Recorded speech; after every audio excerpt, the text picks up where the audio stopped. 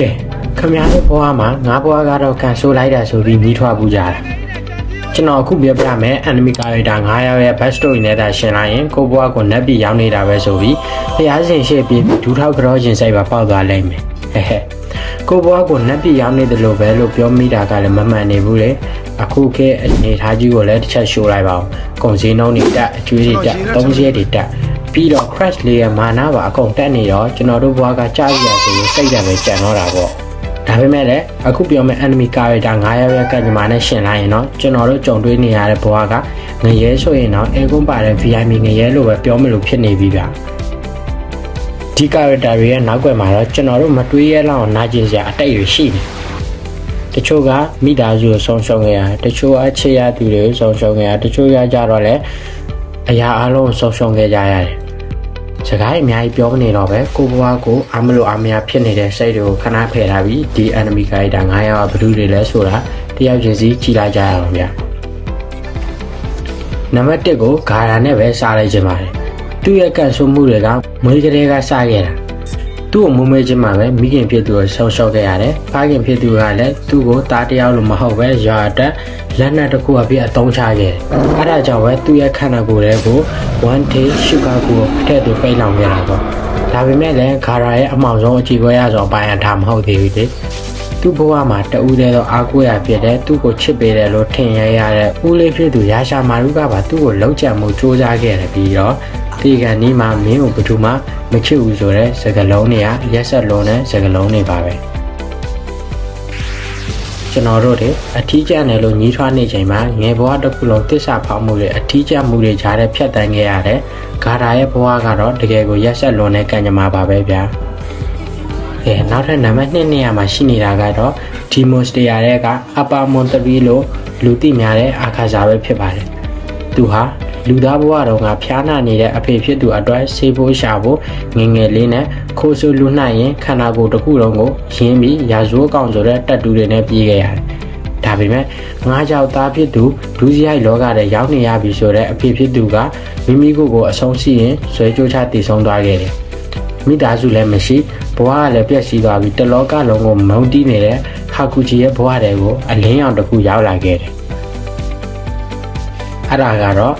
တပည့်အဖြစ်ခေါ်ယူပြီးတမီးဖြစ်သူခိုယူခီကိုပါပြည်သူဆောက်ရှောက်ခိုင်းခဲ့တဲ့ခဲဆိုတဲ့သူပေါ့ခိုယူခီရဲ့နှွေးဆွေးရဲ့မေတ္တာကြောင့်ဟာကူဂျီတရားအတွက်ရှင်တန်ရတာအဓိပ္ပာယ်ရှိလာတယ်လို့စတင်ခံစားခဲ့ရတယ်ခိုယူခီရဲ့လက်ထပ်ပြီးမိသားစုလေးတကူတီထောင်ပြီးသူ့ဘဝအသေးစားတော့မဲ့အကြောင်းကိုပြောပြဖို့သူ့အဖေရဲ့အုပ်ကိုရှိရာကိုခရီးထွက်လာခဲ့တယ်သူ့အဖေရဲ့အုပ်ကိုစီခရီးသွားနေတဲ့အချိန်မှာဘေးနာကဒိုဂျိုကလူတွေကသူတို့တောင်းမဲ့ရည်တွေကိုအစိတ်ခတ်တက်ပြီးလှုပ်ကြံခဲ့ကြတယ်သူကကွယ်ပေးခြင်းတဲ့လူတွေကိုဘယ်တော့မှကကွယ်မရခဲ့တဲ့ဟာကူဂျီဟာပြန်လည်လက်စားချေဖို့အတွက်အစိတ်ကတက်ခဲ့တဲ့ဒိုဂျိုကလူတွေအကောင်လုံးကိုလက်ပလာနဲ့တင်တယောက်မကြအကောင်လုံးသွေးချောင်းစီတက်ဖြတ်ခဲ့ပါတယ်နှလုံးတစ်ခုလုံးကြိမ်မပြီးအသက်ရှင်နေစေကိမဲနေတဲ့အချိန်မှာပဲမူဇန်နဲ့တွေ့ပြီးအခုလိုမျိုးအတိတ်မိနေတဲ့အခါစားဆိုတဲ့လက်ဆိုးတစ်ကောင်ဖြစ်ပြောင်းလဲသွားခဲ့ရတာပါထန်ဂျီရိုတို့နဲ့တိုက်ပွဲမှာခေါင်းပြတ်သွားခဲ့တာတော့မသိပဲပြန်တိုက်ခိုက်နေတဲ့အချိန်မှာသူရဲ့စိတ်အာရုံတွေကိုသူရဲ့ချစ်ခင်ရတဲ့ဇနီးလောင်ခိုယူခီရဲ့ဝိညာဉ်လေးပေါ်လာပြီးသူ့ကိုဖတ်ထားရင်ဒါရှိခဲ့ပါတယ်။အဲ့ဒီမှာအတိတ်ကအမှတ်တရတွေအကုန်ပြန်လည်ရရှိလာပြီးနောက်ဆုံးမှာအာခါစာဟာသူ့ရဲ့ကုသခြင်းစွမ်းရည်တွေကိုသူ့ဘာသာသူဖျက်ဆီးခဲ့ပြီးကာကွယ်ခြင်းခဲ့ရတဲ့ဇနီးလောင်လေးရဲ့ရင်ခွင်ထဲမှာပဲအမောအပြည့်ပြကြလို့ဇက်သိမ်းသွားခဲ့ရပါတယ်။ကဲနောက်ထပ်နံပါတ်3နေရာမှာရှိနေတာကတော့ The Seven Deadly Sin နဲ့က Dragon Sin တို့လူသိများတဲ့ Meliodas ပဲဖြစ်ပါတယ်ဗျဒီဇက်လန်လေးကလည်းအရင်စိတ်ဝင်စားဖို့ကောင်းတယ်သူရဲ့လက်ရှိပုံစံကခလေးတယောက်လိုပေါ့ပေါ့ပပနဲ့အမြဲပြုံးပြောရွှင်နေတတ်ပေမဲ့သူရဲ့နောက်ကြောင်းကတော့သွေးတွေနဲ့မျက်ရည်တွေနှစ်ပေါင်းများစွာနာကျင်ခဲ့ရတဲ့နာကျင်မှုတွေနဲ့ပြည့်နှက်နေခဲ့တာပါလွန်ခဲ့တဲ့နှစ်ပေါင်း3000နဲ့က Meliodas ဟာElizabeth နဲ့တွေ့ဆုံပြီးချစ်ခဲ့မိရပါတယ်သူတို့နှစ်ယောက်ရဲ့အချစ်ကိုမိဘတွေကပြစ်တဲ့အနေနဲ့သူတို့နှစ်ဦးကိုလွတ်မြောက်လမ်းမရှိတဲ့ထာဝရကျင့်စာတိုက်ခဲ့ပါတယ်။မေယောဒခံခဲ့ရတဲ့ကျင့်စာကတော့ထာဝရအသက်ပါ။သူဟာဘယ်တော့မှအိုမင်းမသွားပဲတည်ဆုံးသွားခဲ့ရင်တော့မှနတ်ဆိုဘင်းရဲ့လက်ထဲမှာသူ့ရဲ့ခံစားချက်တွေကံကြမ္မာတွေကိုအရင်နှီးပေးပြီးပြန်လည်ရှင်သန်ရမယ့်ကျင့်စာပါ။ Elizabeth ခံခဲ့ရတဲ့ကျင့်စာကတော့အဆုံးမဲ့ပြန်လည်ဝင်စားခြင်းပါပဲ။သူမဟာလူသားအနေနဲ့ ခဏတဘွားပြီးတော့ပြန်လဲမွေးဖွားလာရတာဖြစ်ပြီး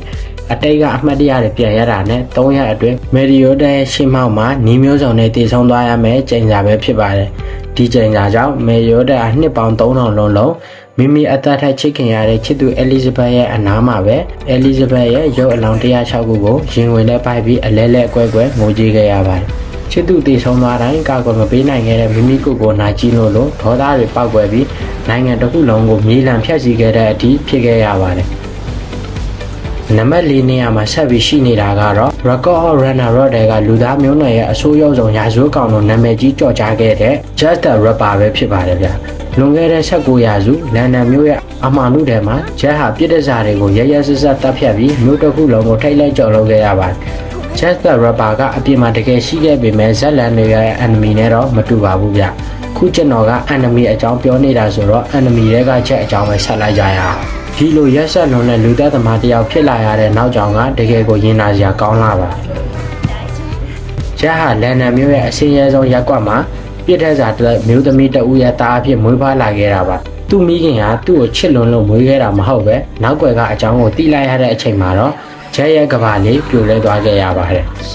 မိခင်ဖြစ်သူရဲ့မျက်နှာမှာသူ့အပေါ်ထားတဲ့ချစ်ချင်မေတ္တာအယောင်တွေပျောက်ဆုံးသွားပြီးလွန်ရှာမုန်းတိမှုဒေါသထွက်မှုဆိုတဲ့အကြီးတန်းတဲ့အယောင်တွေကူးဆက်သွားတာကိုမြင်လာရတဲ့အခါမှာတော့ခလင်းငယ်ဂျက်ရဲ့စိတ်အာရုံတွေလုံးဝပျောက်ဆုံးသွားခဲ့ရပါတယ်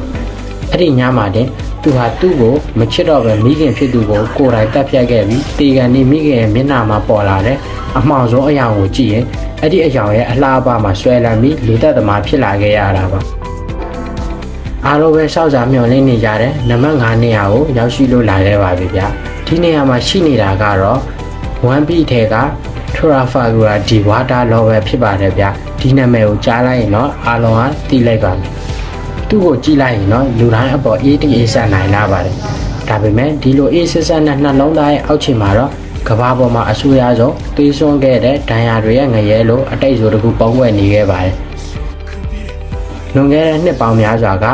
လောဟာအဖြူရောင်မျိုးတော်လို့ခေါ်ပြီးအလွန်လှပပြီးချမ်းသာကြွယ်ဝတဲ့နိုင်ငံလေးမှာဆရာဝန်မိဘတွေချစ်စရာကောင်းတဲ့ညီမလေးနဲ့အတူတငယ်ချင်းတွေနဲ့ပျော်ရွှင်စရာကောင်းတဲ့ဘဝလေးကိုပိုင်ဆိုင်ခဲ့တာပါဒါပေမဲ့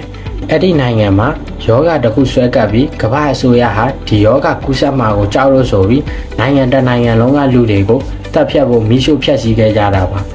လောဟာသူမျက်စိရှိတွေမိဘတွေညီမလေးတွေတငယ်ချင်းတွေအသက်ခံရမီးလောင်တိုက်တွေခံရတာကိုမြင်ခဲ့ရပါတယ်လောဟာတည်ဆုံးသွားတဲ့တငယ်ချင်းတွေရဲ့ရုပ်အလောင်းတွေကြားထဲမှာပေါအောင်ပြီးနိုင်ငံကနေတယောက်ရဲ့ငိုကြွေးရဖတ်ပြေးခဲ့ရပါတယ်ဒေါသနဲ့မုန်းတီးမှုတွေပဲကြံတော့တဲ့လောဟာဒိုဖရာမင်ကိုရဲ့ခရော့ဒဲကိုဝင်ရောက်ခဲ့ပါတယ်မိဘတွေတည်ဆုံးသွားတဲ့တဲကဘရုမြစ်တာမှမရတော့တဲ့အမှောင်ကျနေတဲ့လောရဲ့နှလုံးသားဟာခိုရာဇွန်ရဲ့ဒီလိုစစ်မှန်တဲ့မေတ္တာတရားကြောင့်ပြန်လည်အသက်ဝင်နှွေးထွေးလာပါတယ်ခိုရာဇွန်တည်ရနေတဲ့အချိန်မှာတော့လောကိုတစ်တာတစ်လုံးထဲမှာဝှက်ထားပေးခဲ့ပြီး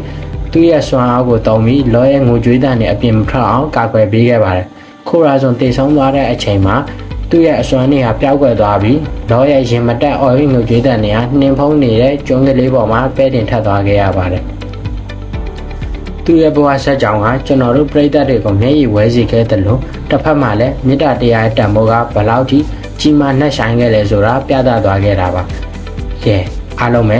နောက်ထပ်ရောဘလို့စိတ်ဝင်စားစရာ enemy အကြောင်းတွေကိုဆက်ပြီးကြည့်ချင်ပါတယ်လေဗျာ။ခုလိုဝမ်းနည်းစရာကောင်းတဲ့ fast food တွေရှိသေးရင်ကိုမတ်မှာဝင်ရောက်ဆွေးနွေးငင်းခုန်နိုင်ပါတယ်ဗျာလို့ပြောရင်းနဲ့ပဲဒီနေ့ရဲ့အစီအစဉ်လေးကိုဒီမှာတင်မဲ့အဆုံးသတ်လိုက်ပါတယ်ဗျာ။နောက်ဗီဒီယိုလေးမှာထပ်တွေ့ကြတာပေါ့